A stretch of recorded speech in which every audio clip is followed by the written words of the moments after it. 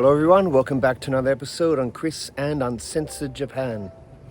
I'm at Tama Cemetery in Tokyo today. It's the final resting place of Richard Sorge and his companion Hanako Ishii. So stay tuned while I tell you a story. Richard was born on October 4th, 1895 in Azerbaijan. He had a German father and Russian mother. Richard spent his first couple of years in this house in Baku. However, his father, who was working for an oil company, moved back to Germany when he was 3 with the family because his contract had expired.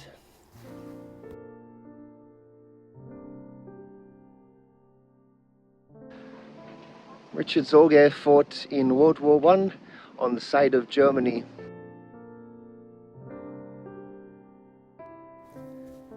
While in the service of the Imperial German Army, Richard was wounded a couple of times. He lost 3 fingers and he had both of his legs broken. This would give him a limp for the rest of his life. While in hospital, he received the Iron Cross Second Class for bravery. During his recuperation, he read Marx and Engels' books and gravitated from the far right, where he had been before, to the far left. After that, he was discharged from military service due to his injuries.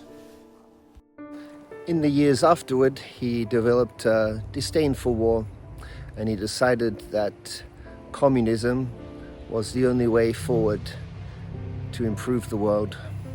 He resumed studying and received a doctorate in political science. In 1924, he was recruited by Soviet intelligence, or GRU, as an agent. He moved to Russia with his wife and received Soviet citizenship. In 1929, he spent a short time in Britain, studying the labor movement before moving to Germany. Under instructions from his Soviet superiors, he joined the Nazi Party. He would outwardly play the part of a Nazi to perfection. In 1930, having secured a job with a German newspaper, he moved to Shanghai. Sorge was dedicated to his duty. He was also an alcoholic, womanizer, and motorbike enthusiast. He was married twice but had numerous affairs, and this part of his life may have partly inspired the character of James Bond, or 007.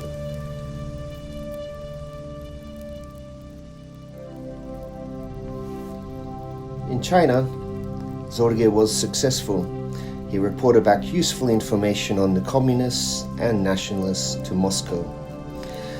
In 1933, with the code name Ramsey, Sorge was given the task of building an intelligence network in Japan. In 1931, Japan invaded Manchuria in China. From this point, Stalin needed someone close to those in the decision-making process in Japan to know what their next step would be.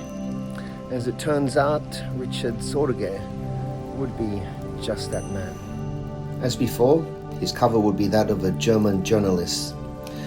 While his application to become a Nazi was being processed, he temporarily gave up drinking. This impressed many high-ranking Nazis, and they were convinced he was one of them. Later in 1933, he arrived in Japan via Yokohama. Working for a prestigious German newspaper, he was based at the German embassy. His intelligence network in Japan would include the Red Army officer and radio operator Max Clausen, Hotsumi Ozaki, and 2 other Comintern agents, Branko Vukalik, a journalist working for the French magazine Vu, and Japanese journalist Miyagi Yotoku, who was employed by the English-language newspaper, the Japan Advertiser. Okazaki would be vital as a source of information from the Japanese side, as he had close contacts to Prime Minister Konoe, as well as the imperial family. For the German side, Eugen Ott, military attaché, would be the unwitting source. Sorge seduced his wife, who unwittingly copied secret documents for Sorge, believing she was doing it for the Nazi party. In time, Eugen Ott learned of the affair between Sorge and his wife and accepted it with unusual good humor, believing it to be somewhat inevitable. At the embassy, Sorge, fully trusted by Ott, had access to secret cables from Berlin. Sorge soon became Ott's trusted source on all matters Japanese, particularly as he spoke the language fluently. While Ozaki, an ardent communist sickened by Japan's conduct in China, passed everything he found back to Sorge. The information was sent to Moscow with a radio transmitter. In the summer of 1936, a Japanese woman, Hanako Ishii, a waitress at a bar frequented by Sorge, moved into his house to become his mistress.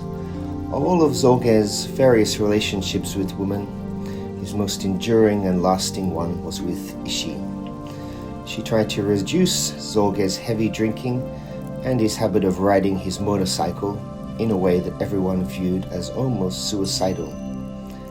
An American reporter who knew Sorge later wrote that he created the impression of being a playboy, almost a wastrel, the very antithesis of a keen and dangerous spy.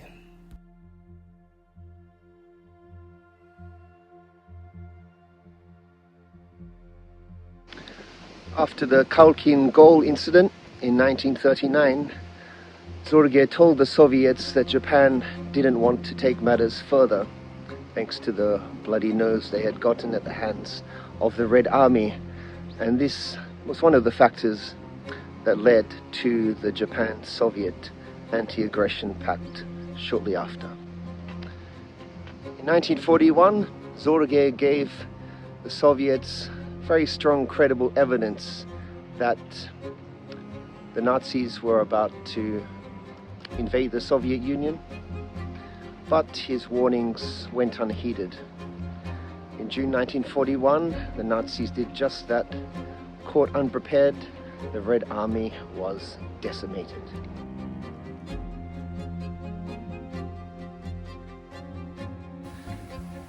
As the Nazi army steadily progressed towards Moscow, Stalin had one pressing question he needed answered. Would Japan, at this point, join in the war on the side of Nazi Germany?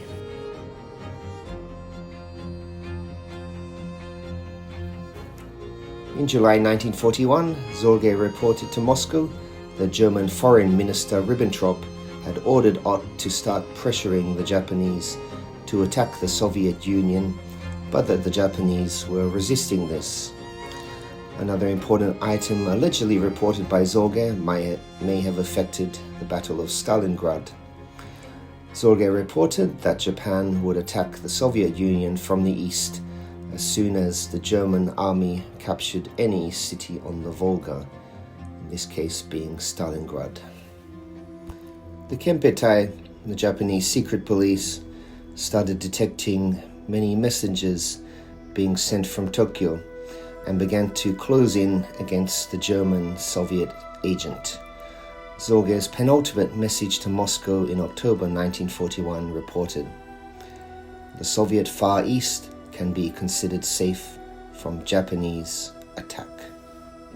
If Japan had joined in the war against Russia, at that point, it's almost certain that the Soviet regime would have collapsed.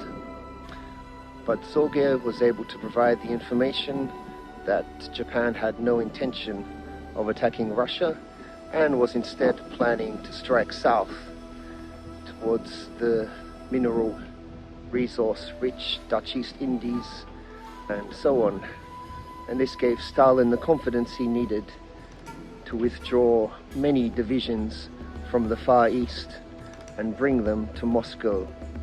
And this in effect saved Moscow and halted Hitler in his tracks. In his last message to Moscow before capture, Sorge asked to be recalled to Germany as there was no danger of a Japanese attack on the Soviet Union, and he wished to aid the Soviet war effort by providing more intelligence about the German war effort. Ozaki was arrested on 14th October 1941 and immediately interrogated.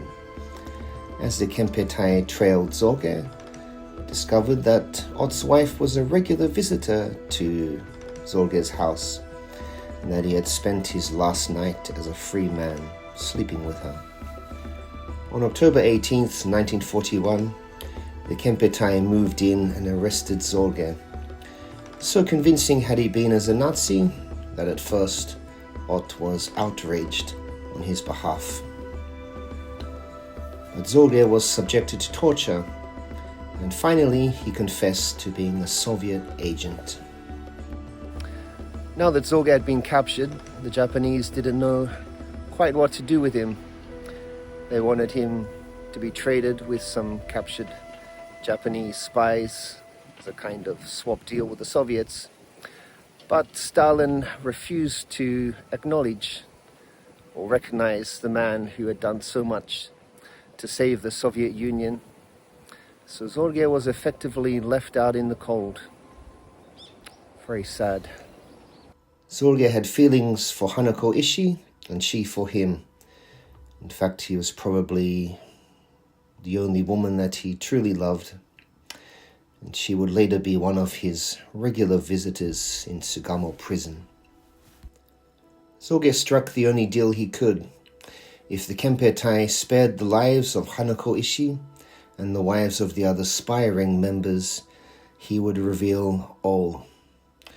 The Kempeitai agreed, so Sorge told all.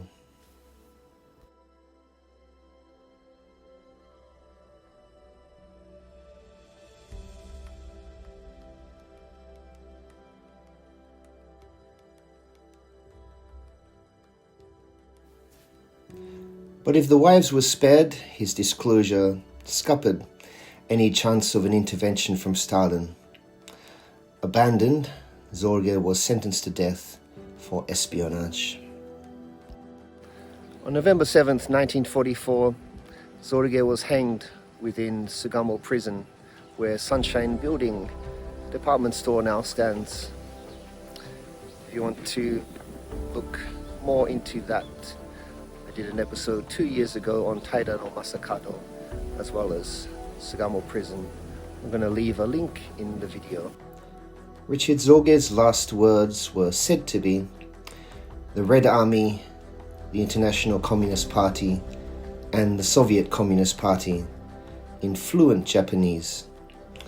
He was executed on the anniversary of the Russian Revolution as an insult to Stalin, who had abandoned him.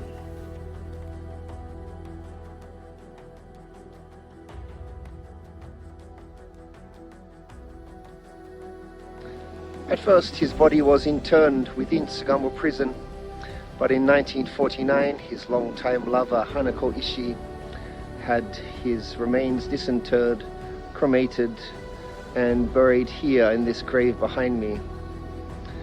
Later, when she passed in 2000, she had her remains buried with him. Very touching ending.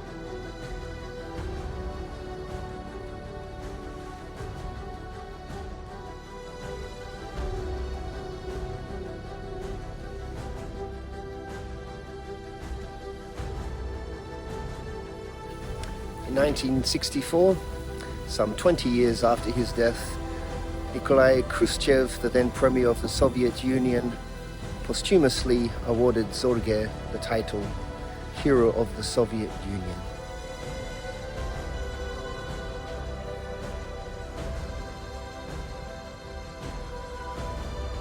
Richard Sorge was one person you might say did more than any to change the course of history. If the Nazis had knocked the Soviet Union out of the war in 1941, it's very likely that Britain would have been forced to make peace with the Nazis soon after. The entire outcome of World War II would have changed. So in this result, it's fitting that Sorge should get the historical recognition that he deserves. Tama Cemetery is quite expansive.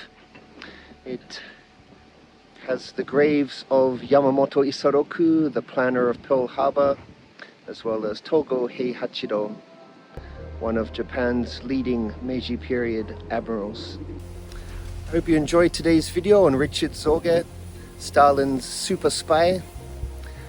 My name is Christopher Glenn, and you've been watching Chris and Uncensored Japan. Don't forget to like, subscribe, and check out my Amazon page through the link in the description. See you on the next video.